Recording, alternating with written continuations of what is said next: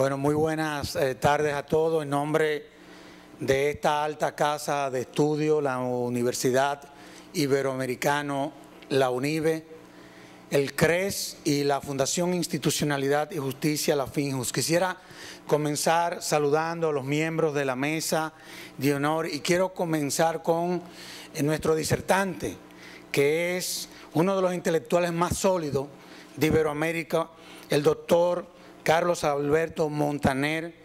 También quiero saludar al presidente de la Fundación Institucionalidad y Justicia, al señor Rafael del Toro Gómez. También al presidente del CRES, don Marino Ginebra Hurtado, y al director ejecutivo del CRES, el doctor Ernesto Selman. Muy buenas tardes, señoras y señores. Estamos muy agradecidos por su presencia en esta alta casa de estudios, en donde vamos a tener la disertación de uno de los más connotados y sólidos pensadores de toda Iberoamérica. Para nuestras instituciones enclavadas en el ámbito de la investigación, la academia y la promoción ciudadana de la democracia y los valores cívicos inherentes a la libertad, resulta un gran honor recibir al doctor Carlos Alberto Montaner, quien nos ha complacido al aceptar conversar con nosotros en el marco de esta conferencia titulada El arte del buen gobierno. El doctor Montaner se ha destacado en las últimas décadas, o mejor, a lo largo de su vida, por unir la pasión, el debate, la lucida búsqueda de la verdad y el predominio de la razón sobre la intolerancia y el dogmatismo.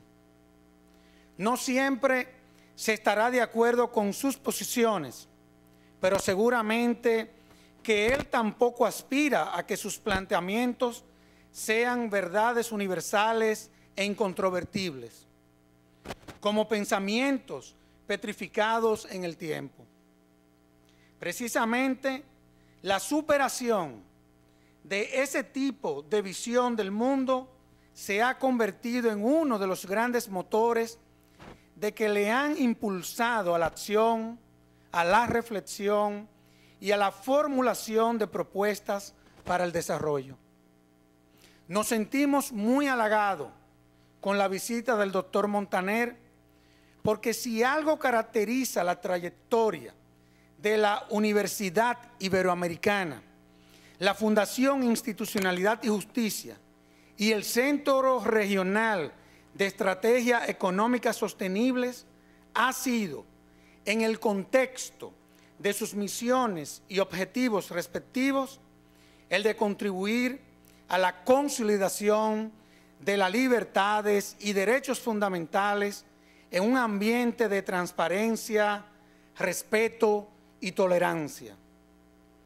Todos sabemos que en algunos momentos del pasado, felizmente superados en la historia, esos valores y principios estuvieron gravemente amenazados por grupos políticos y económicos de distintos signos ideológicos a los que le unían el hecho de destacar solamente los aspectos formales de nuestra democracia.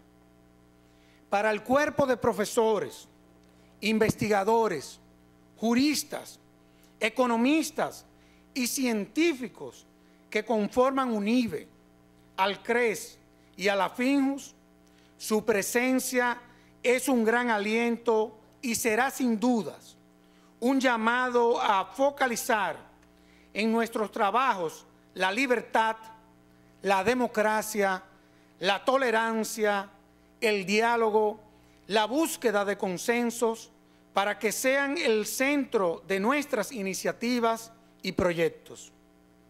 Finalmente, doctor Montaner, amigos y amigas que hoy nos acompañan, deseamos expresar nuestro agradecimiento y simpatías por su presencia en esta actividad que viene a convertirse en una fiesta de la libertad y un llamado a la democracia y la dignidad, no solo en nuestra media isla, sino en todo el Caribe y el mundo.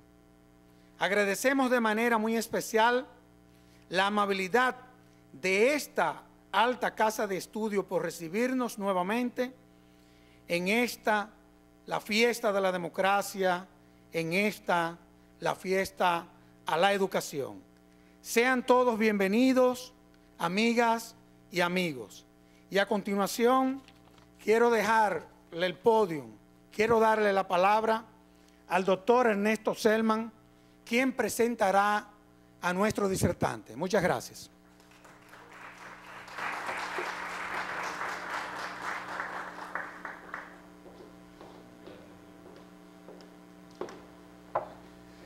Bueno, muy buenas tardes a todos. Muchísimas gracias por su presencia. Mis palabras van a ser muy breves.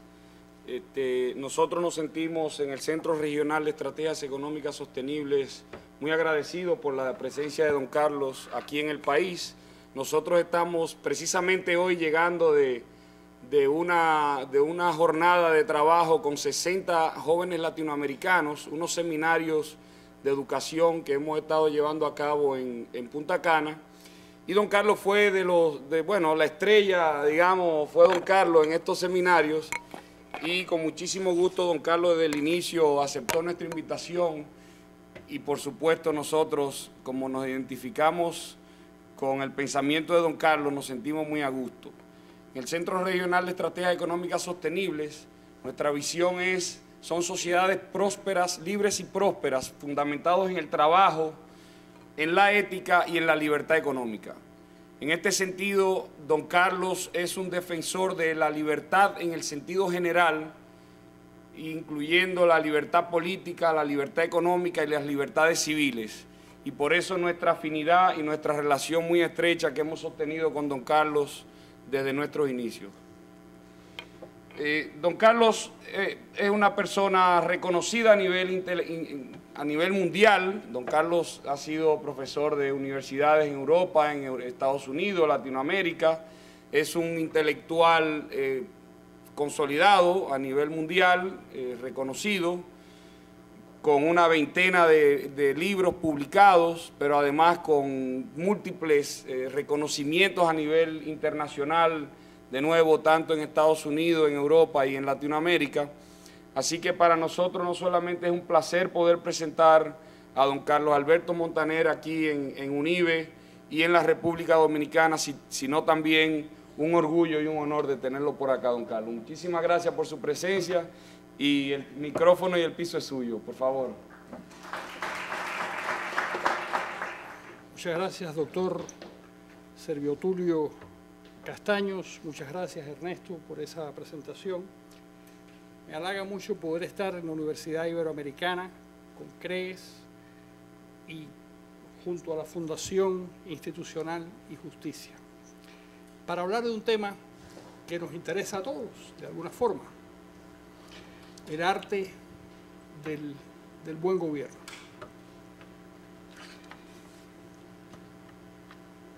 ¿Cómo definimos qué cosa es el buen gobierno? Bueno, yo creo que más que una discusión abstracta de cuáles son los países bien gobernados y por qué están bien gobernados, es partir de un hecho concreto. Todos los años, las Naciones Unidas publica el Índice de Desarrollo Humano. Y ese Índice de Desarrollo Humano clasifica 170 países. Y hay 25 países que están a la cabeza del planeta.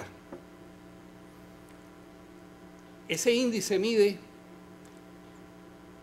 cuestiones sanitarias, cuestiones de salud, cuestiones educativas y cuestiones económicas, es decir, el Producto Interno Bruto dividido per cápita y el Producto Interno Bruto de cada país. Hace una especie de baremo de estos tres elementos, hace una cuenta bastante complicada. Se puede examinar a través de internet para que se vea lo complicada que es la forma de computar esta clasificación y se llega a cómo y cuáles son los países más desarrollados del planeta. Consistentemente, desde que se empezó a hacer esto hace ya 20 y tantos años, consistentemente son más o menos los mismos países los que están a la cabeza del planeta. En este momento, el número 1 es Noruega. Bueno, Noruega es un país muy poco poblado, pero con un río de petrodólares, lo que no significa que eso garantice nada. Venezuela también es un país relativamente poco poblado para la extensión del territorio y con un río de petrodólares, sin embargo, tiene una situación económica distinta. En el caso de Nigeria, pues podemos decir más o menos lo mismo. Quiere decir que hay otros factores. Y junto y después de Noruega, pues hay los sospechosos habituales.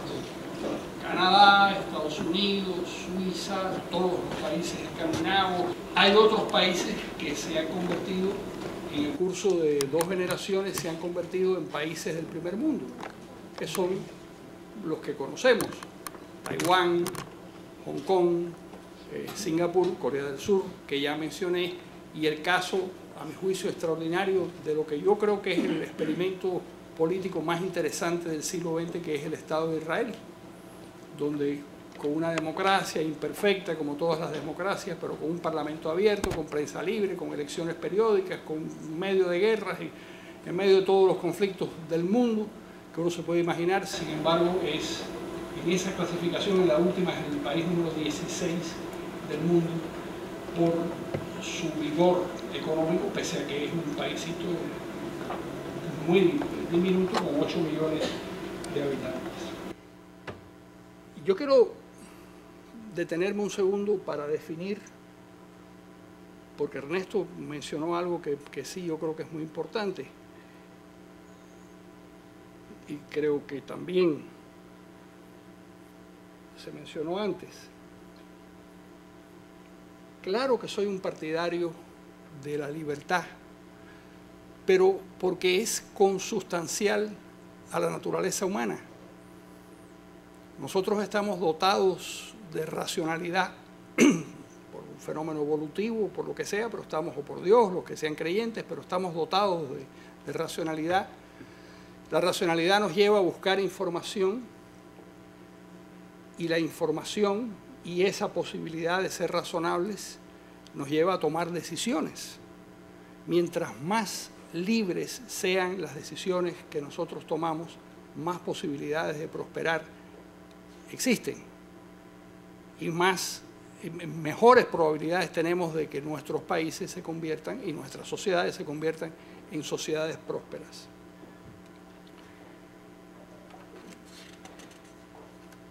Si fuéramos a dar una definición,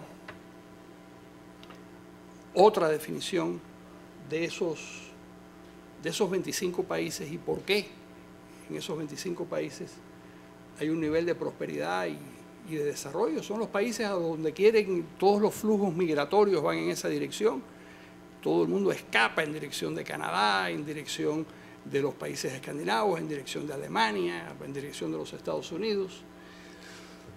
Bueno, ¿por qué ocurre eso? ¿O cuál es un rasgo esencial de esos gobiernos y de esas sociedades? El Estado en esas sociedades vive del esfuerzo de la sociedad. En los países más pobres, si ustedes invierten la lista de 177 países, 176, no recuerdo cuántos es, y ven los últimos 25, los 25 más pobres, son países en los que la sociedad vive del Estado.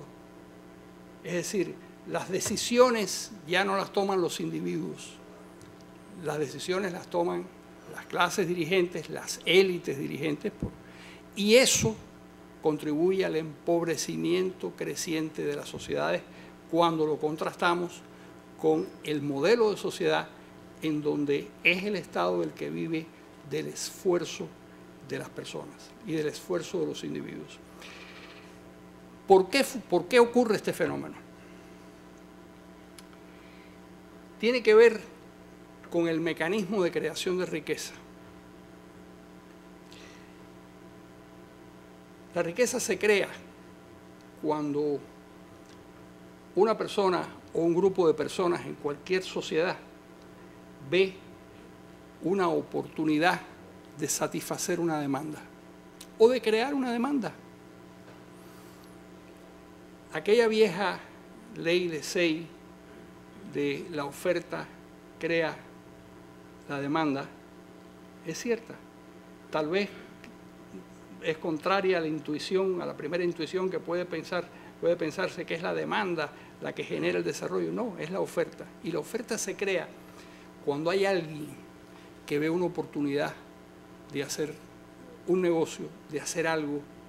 ¿Quién es ese alguien? ¿Quién es esa persona? Bueno, son los emprendedores. ¿Quiénes son los emprendedores? Son razones de carácter psicológico muy difícil de predecir. Hay una regla, una vieja regla, formulada de alguna manera por Pareto, un economista suizo-italiano, o italo-suizo, que estableció que el 20% de las actividades comerciales se realizaban en cierto número de productos, y de ahí se dedujo que es el 20% de una sociedad quienes tiran del resto del conjunto de la sociedad, del otro 80%, porque son los que tienen el fuego del emprendedor. No podemos saber por qué hay unas personas que tienen la voluntad de destacarse, que tienen el ímpetu, que están dispuestos a trabajar 18 horas. Recuerdo un millonario amigo venezolano, tenía 84 años y murió trabajando de madrugada en su despacho. Cuando yo le dije, hombre, qué pena, me dijo, no, qué pena, no, qué felicidad. Para él el trabajo era su felicidad. Era un hombre que había empezado repartiendo periódicos y había acabado, el señor de armas, había acabado siendo dueño de un conjunto de periódicos y de canales de televisión, y se había convertido de ser un simple repartidor de periódicos. Tenía ese fuego del empresario, que es algo que tiene que ver con la naturaleza humana. Por la otra punta del ejemplo, hace 20 años, en una conversación que es quizás la más interesante que he tenido en mi vida, con la persona que estaba detrás de Gorbachov en la Unión Soviética, cuando se intentó la perestroika y se intentó la glasnost, es decir, la reforma por una parte, y por otra la posibilidad de que se criticara libremente lo que ocurría para tratar de mejorar el sistema. Entonces me explicó durante 2 horas, tenía un despacho del tamaño de este salón, que era el despacho que había sido de Mijail Suslov, personaje importante de la época de Brezhnev, pero ya estábamos ya en la etapa democrática de Rusia. Y después de hacerme toda la explicación de la perestroika y de la glasnost, le pregunté, señor Yakovlev, ¿y por qué fracasó Gorbachov? ¿Por qué no pudo transformar el sistema? ¿Por qué no pudo, como ustedes creen? Él había sido un marxista convencido y un teórico del marxismo. Yakovlev era una de las cabezas importantes del marxismo en Rusia. Y me dijo con una gran melancolía, me dijo, porque descubrimos al cabo de cierto tiempo que el colectivismo no se compadece con la naturaleza humana, no funciona con la naturaleza humana. Los seres humanos están hechos, hay gente emprendedora, gente que tiene sus propios sueños, que persigue sus propios objetivos y en el camino pues logran grandes cambios. Y eso no se puede planificar, no se puede inventar, no puede haber una cúpula que piense por el conjunto de la sociedad porque no funciona. Y eso es lo que finalmente hundió el sistema.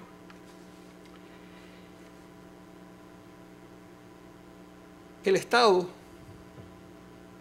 no puede ser emprendedor, porque los mecanismos de la propia naturaleza de la burocracia estatal impide que estén, como estamos nosotros como individuos, buscando oportunidades de crecer y de hacer y de hacer cosas. De la misma manera, el Estado, por su propia naturaleza, tampoco puede ser un buen empresario.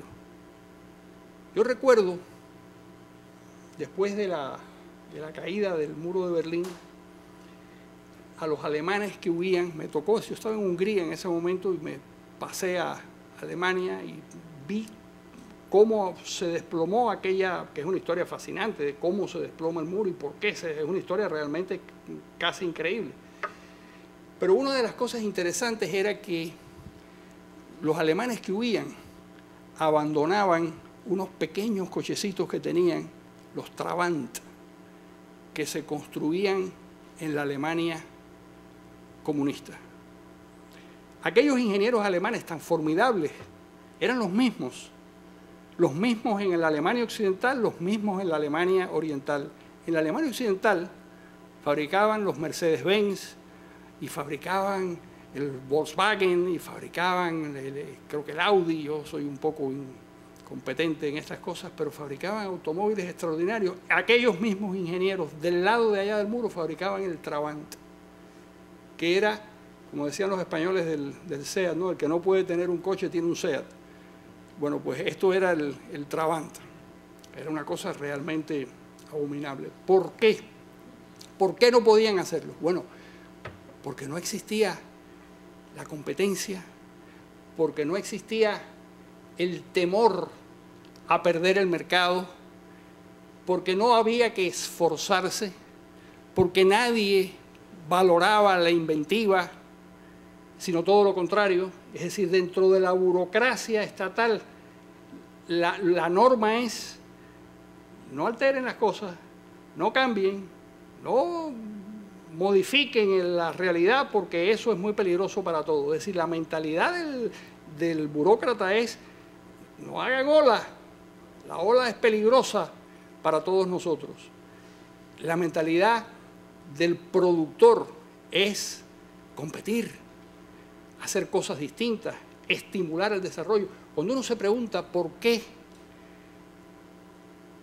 en las dos Coreas, si hay un pueblo idéntico a sí mismo, es el pueblo coreano. Es una cosa pasmosa.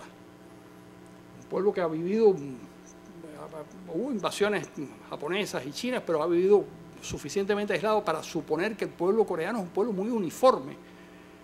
Del paralelo 38 en adelante, hacia arriba, el norte de Corea es uno de los países más pobres.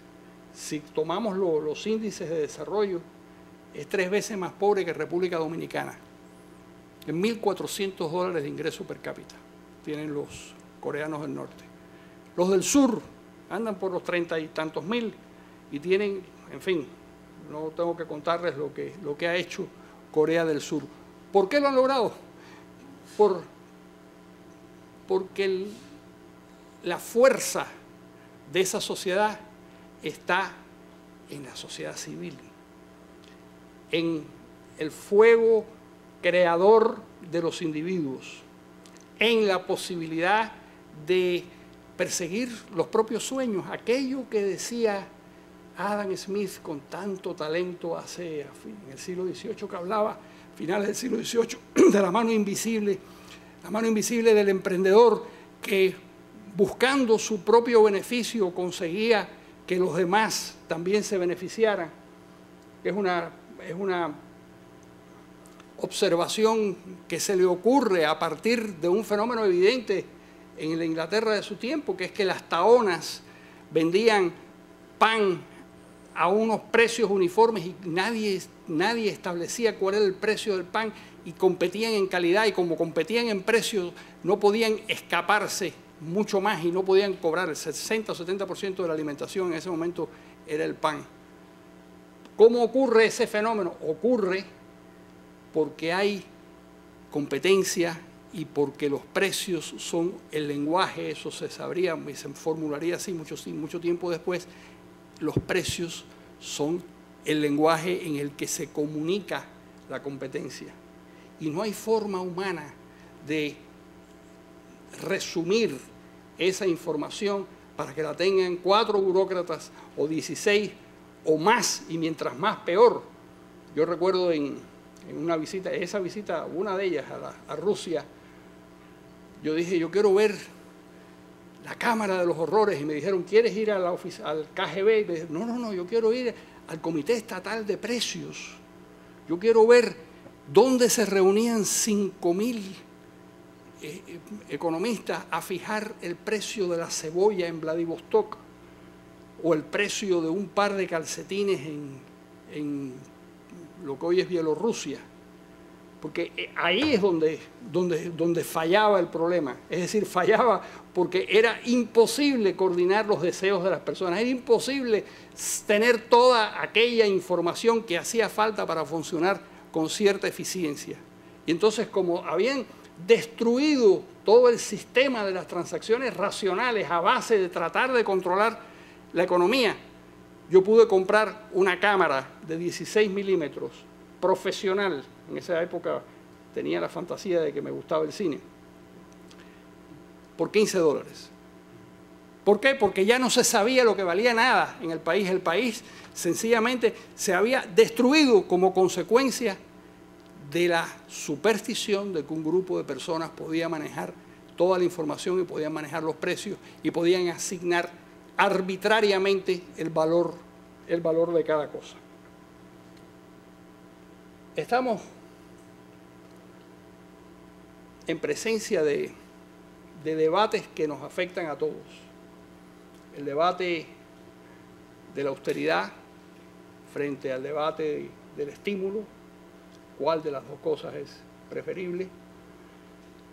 Discutimos si es conveniente que en las sociedades pobres el Estado se convierta en el gran empleador para darle un salario a las personas. Y les voy a contar una anécdota que no es mía, sino de Milton Friedman, que tiene que ver con el buen funcionamiento de cualquier economía. A Milton Friedman lo invitan a China.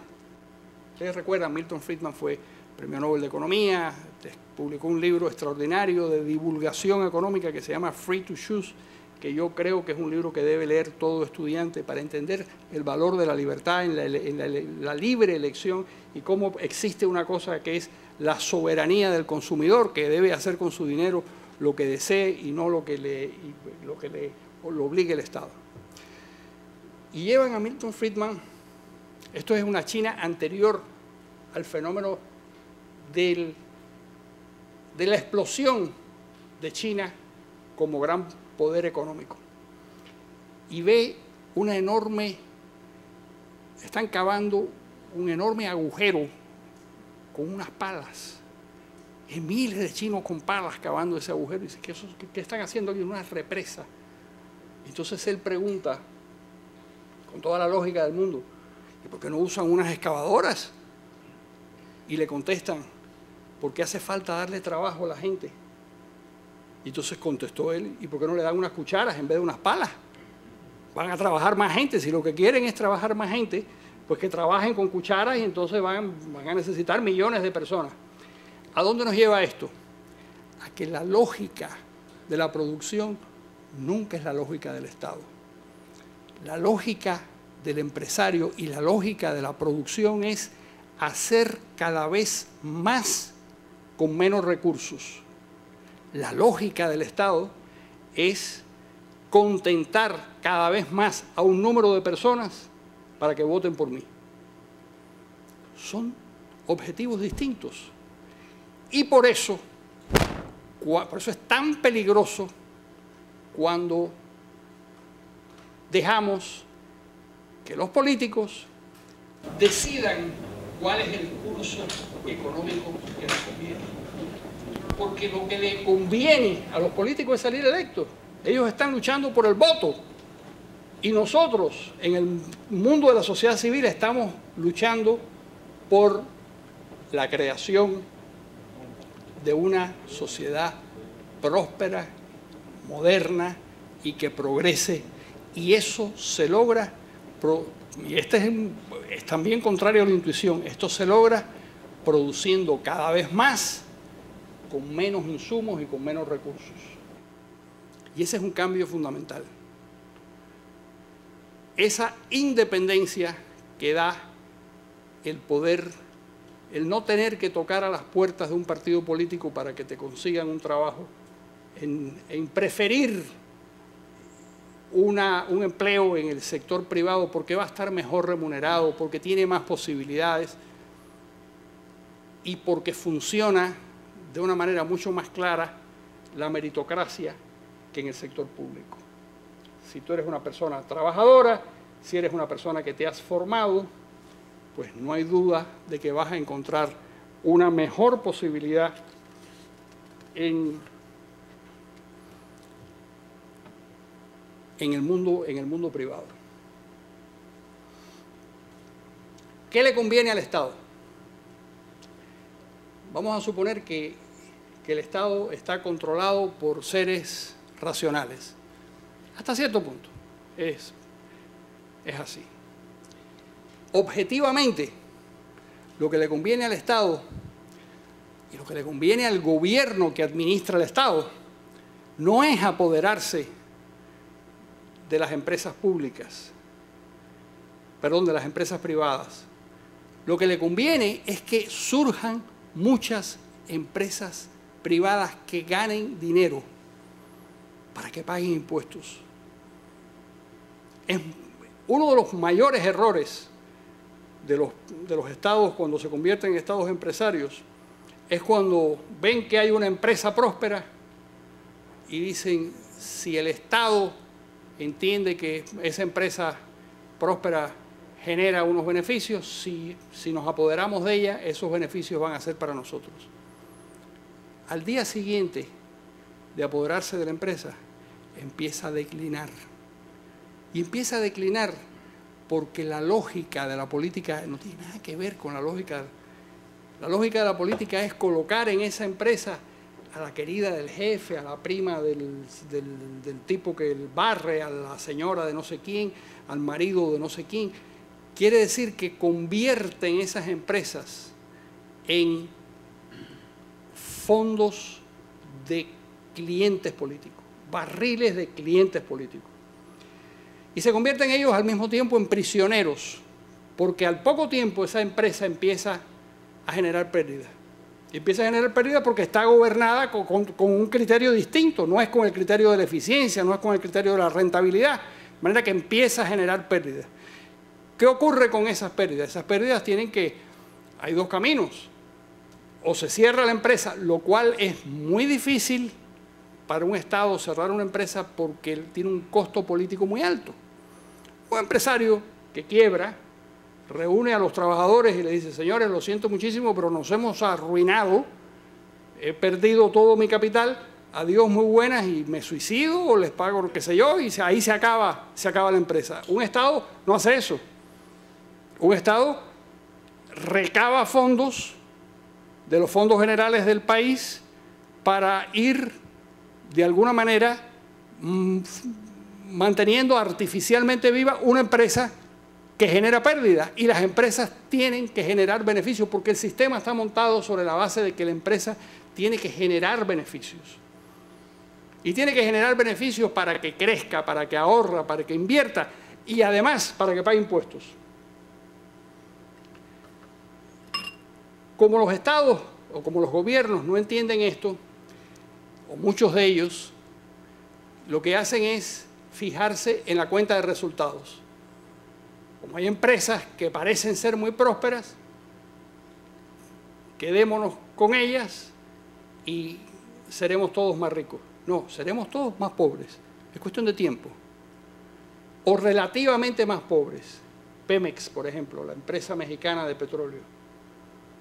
Bueno, pues resulta que Pemex, la relación de trabajadores barril de petróleo con relación a las empresas bien manejadas es 6-1. Ellos tienen 6 empleados por cada uno que funciona con la Shell o que funciona con Chevron o cualquiera de las empresas de extracción de petróleo.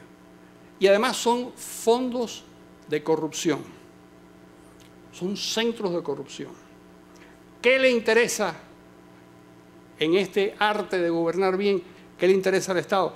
lo que hace el Estado de Israel, por ejemplo, estimular la creación de empresas. En este momento el Estado de Israel es el país que más empresas crea per cápita en el planeta, pero con una distancia tremenda, pues se ha convertido en una especie de obsesión nacional generar empresas. Ahora, ¿qué hay que hacer?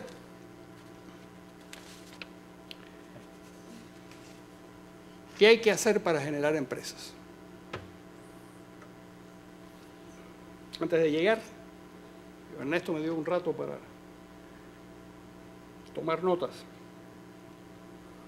Anoté 11 características de los estados, de estos 25 estados, con mayor o menor incidencia, pero 11 características esenciales. La primera es la seguridad jurídica. Hay un economista extraordinario norteamericano, Premio Nobel de Economía, que se llama Douglass North. Les recomiendo a todos que lean las obras de Douglass North, que además son obras de divulgación, porque no es un matemático, ni mucho menos. Él lo ve desde un punto de vista jurídico e institucional. Él advirtió y demostró en sus libros, y por eso le dan el Premio Nobel de Economía, que detrás del desarrollo impetuoso de los Estados Unidos lo que hay es un aparato judicial y legal de primer orden capaz de generar el marco en donde se desarrollan todas las actividades de carácter económico. Como él demuestra esto y además logra establecer una relación muy clara, pues recibe ese premio Nobel y donde establece la importancia de los derechos de propiedad. Nosotros en América estábamos, yo de joven estaba tan confundido en el tema de la propiedad, que yo recuerdo que la primera conferencia que di en mi vida tenía 19 años y era un ignorante completo. Ahora soy un ignorante incompleto, pero entonces era completo.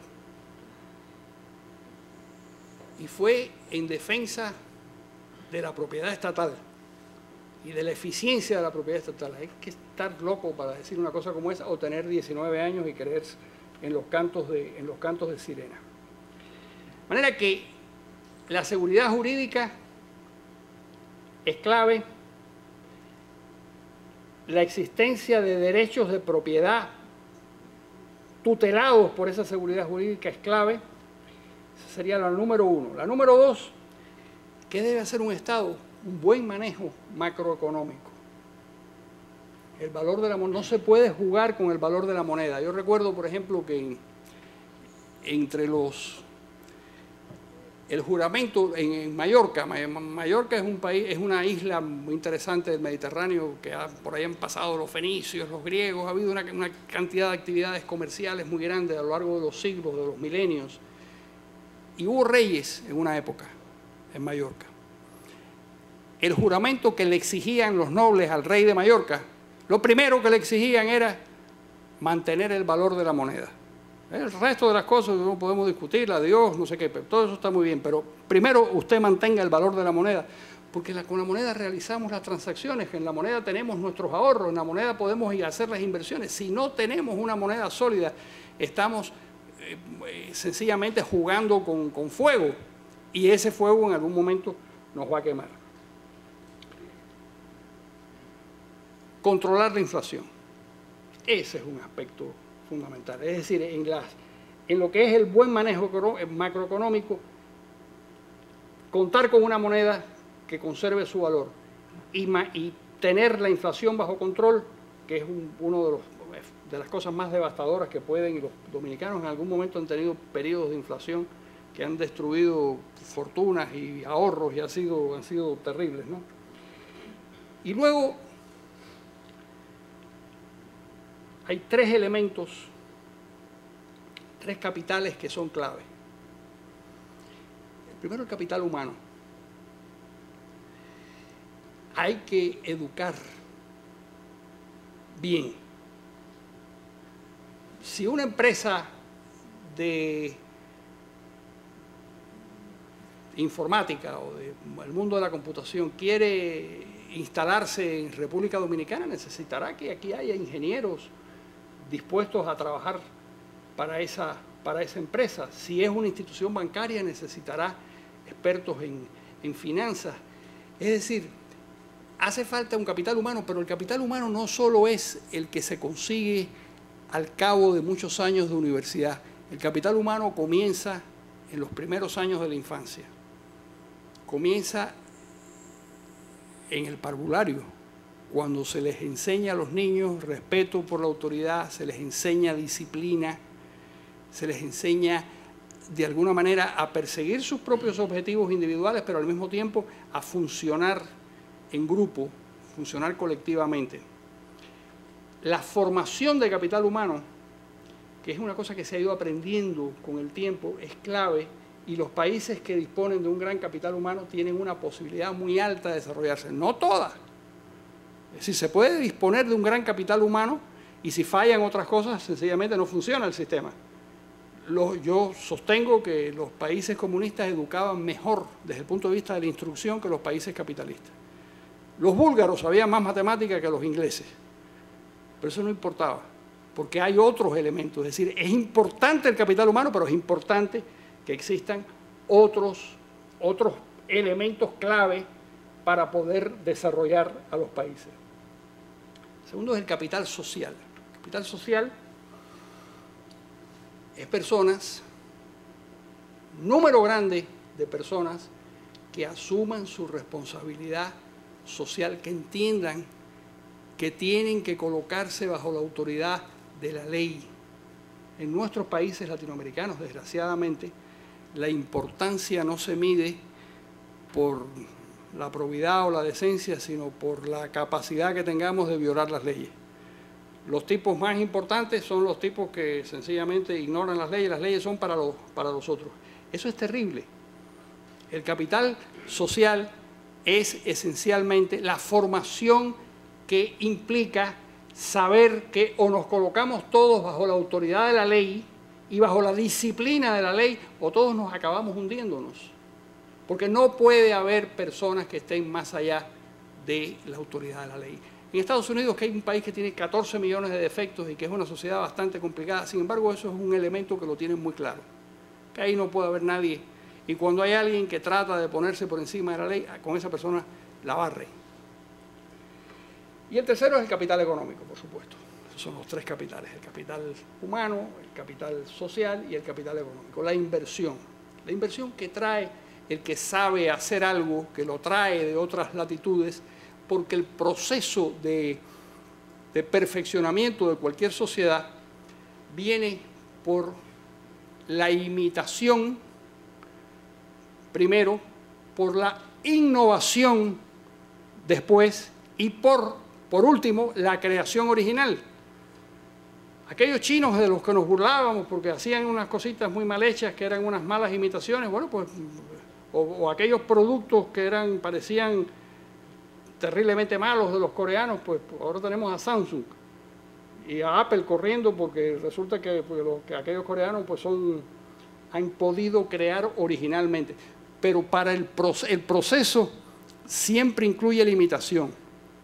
Imitación, innovación, creación original. Y toma tiempo, ¿eh? No hay ningún salto rápido hacia el desarrollo y la prosperidad. Es cuestión relativamente rápida, de un par de generaciones. Es decir, y esto es algo que vale la pena recordarlo, en Taiwán, en Hong Kong, en Corea del Sur, en Singapur, hay personas que nacieron absolutamente pobres, que estuvieron descalzos en los primeros 10 años de su vida y que mueren como clases medias educadas. Ese fenómeno que transcurre a lo largo de 20, 30, 40 años es un fenómeno realmente único en la historia del planeta. Ya nosotros podemos decidir si queremos ser pobres o no. Y si queremos hacer las cosas bien, sabemos cómo se hacen bien. Lo que hay que hacer es imitar a los que las han hecho bien. Y vamos a tener los mismos resultados. Lee Kuan Yew, que era una persona muy discutible, que era el hombre de mano fuerte de Singapur, tenía un letrero detrás de su despacho que decía: imitemos a Japón. Quería inventar el agua tibia.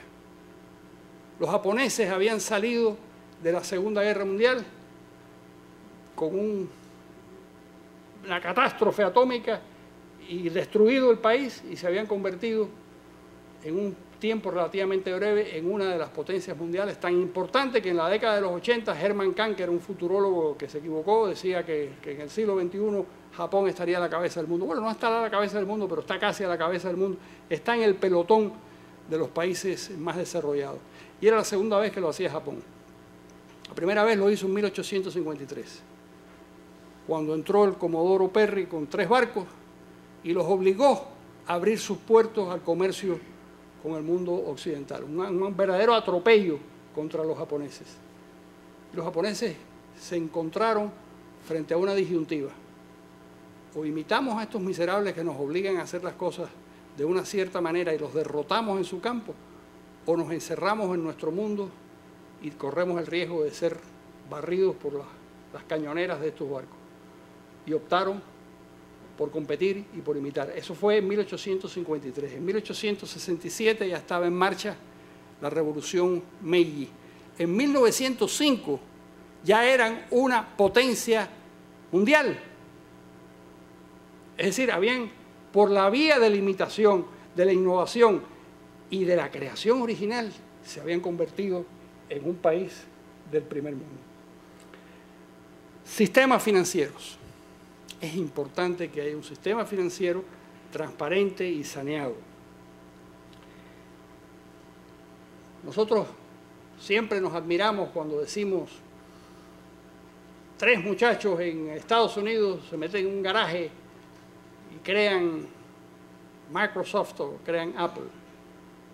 Es que no hay garajes en el resto del mundo, no hay muchachos con inventiva. Por supuesto que hay garajes y hay muchachos con inventiva, y por supuesto que una de las cosas maravillosas de la especie, de nuestra especie, es que no hay nadie superior. No existen. Todos tenemos las mismas posibilidades, pero no tenemos las mismas instituciones. Y lo que hacía posible que Apple surgiera de 3 muchachos en un garaje no era la genialidad de esos muchachos ni la hospitalidad del garaje. Lo que hacía posible que eso sucediera era que existían unas redes financieras, un sistema jurídico de protección, unas posibilidades de hacer transacciones comerciales protegidas por buenos hábitos de comercio, y en donde se salía a competir con calidad y precio, porque funcionaba el mercado. Cuando se dan todas estas posibilidades, los muchachos, ustedes verán a los dominicanos metidos en los garajes creando grandes compañías. Porque la inventiva, yo veo, le contaba a unos amigos que tuve que hacer una operación de corazón en Cleveland Clinic, y lo primero que me encontré fue que el genio ahí era un dominicano. ¿Por qué no estaba aquí? Bueno, porque en Cleveland Clinic funcionaba la meritocracia, y aquel dominicano era el mejor y lo tenían allí. De lo que yo me alegré muchísimo.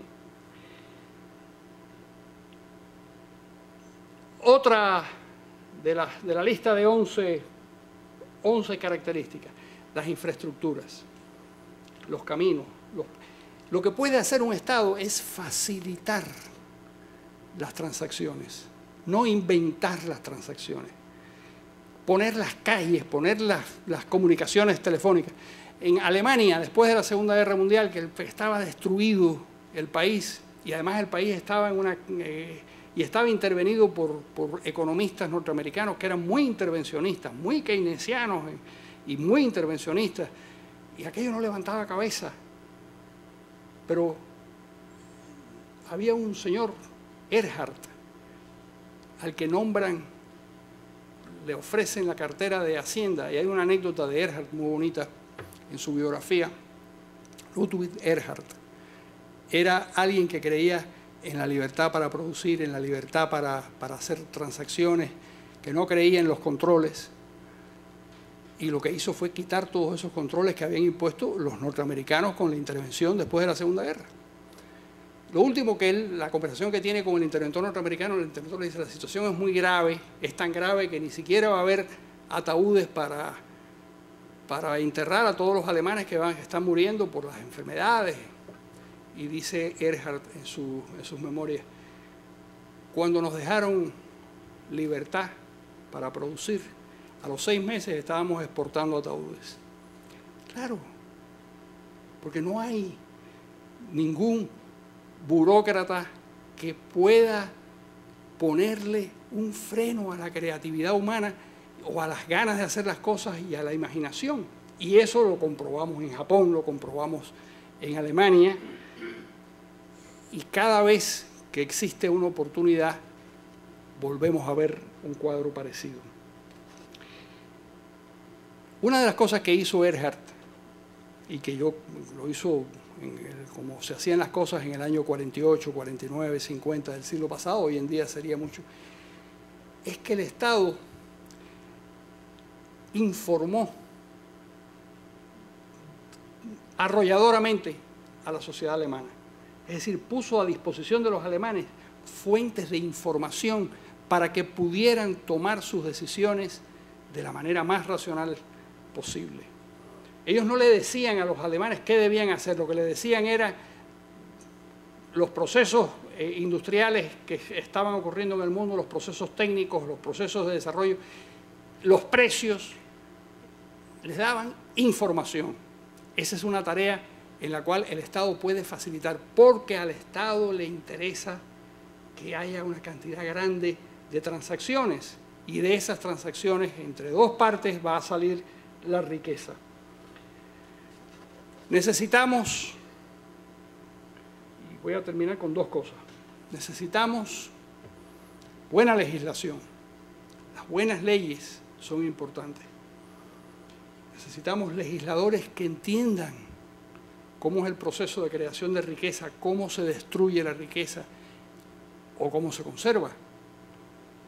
Si el Estado no tiene cierta calidad, y la calidad del Estado se demuestra en las políticas de gobierno o en las medidas de gobierno y se demuestra en la legislación.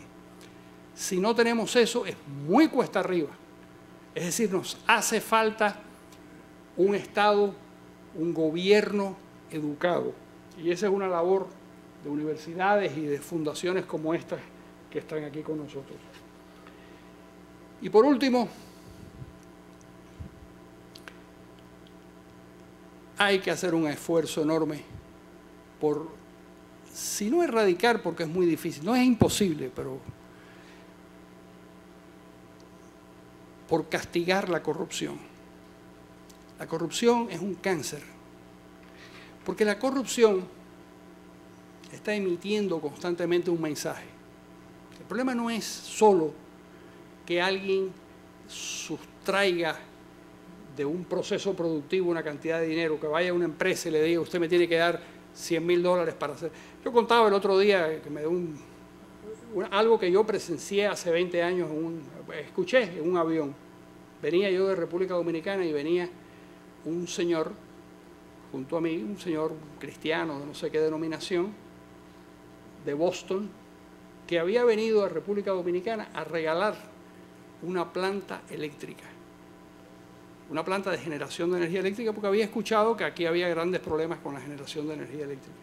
Y el pobre hombre regresaba entre apenado e indignado, porque le habían pedido un soborno para aceptar la planta. Es decir, un funcionario le había dicho que o le pagaban o no llegaba la planta aquí. Entonces él cogió la planta y se la llevó para otro lado, no sé a quién se la regaló. Bueno, ahí hay un daño objetivo, porque aquello podía haberle hecho, podía haber sido útil, pero hay otro daño, y es el daño de que todo vale. Que al final, cuando se permite impunemente que en una sociedad unas personas violen las leyes y se enriquezcan a costa del esfuerzo de los demás, no en el proceso de creación de riqueza, no en el trabajo, sino que se enriquezcan sencillamente por la posición que ocupan, eso lo que hace es propicia que todas las personas, no todas las personas, todas las personas que tengan la disposición, que estén situadas en cualquier ámbito de toma de decisiones, actúen de esa manera. ¿Por qué? Porque si el de arriba se enriquece y el otro se enriquece, ¿por qué yo voy a ser menos idiota o más idiota si tengo la posibilidad también sin hacer ningún esfuerzo de enriquecer. Es decir, la corrupción impune genera un tipo de conducta que se multiplica y que acaba por enrarecer las relaciones entre las personas, en empobrecernos a todos y en hacer muchísimo daño. Los países, hay una medición de la corrupción que hace Transparencia Internacional.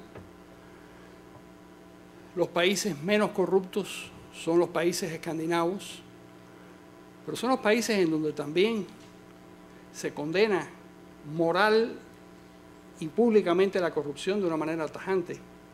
Tuve una amiga sueca que iba a ser primer ministra en Suecia. Yo la veía en las reuniones internacionales. Una mujer muy brillante, tenía 30 y pocos años y era brillantísima.